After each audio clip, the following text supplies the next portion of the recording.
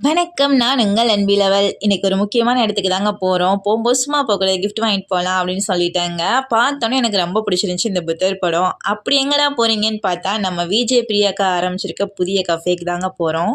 கடை ஓப்பனிங்க்கே வராம எப்ப வரீங்க அப்படின்னு சொல்லிட்டு அக்காவுமே வாங்க வாங்க அப்படின்னு சொல்லி கூப்பிட்டாங்க. என்ன மாதிரி அக்காவுமே ஒரு ஹோம் பேக்கர் தாங்க. இந்த மாதிரி ஒரு பெரிய கடை எடுத்து நடத்துகிறாங்க அப்படின்னு சொன்னால் கண்டிப்பாக அந்த அக்காவோட முயற்சி, உழைப்பு, மக்களோட சப்போர்ட் இது எல்லாமே தாங்க காரணம். எனக்கு அந்த அக்காவை பார்த்துட்டு வாழ்த்துக்கள் சொல்லிட்டு பேசிட்டு வந்ததில் ரொம்ப ரொம்ப சந்தோஷமாக இருந்துச்சுங்க.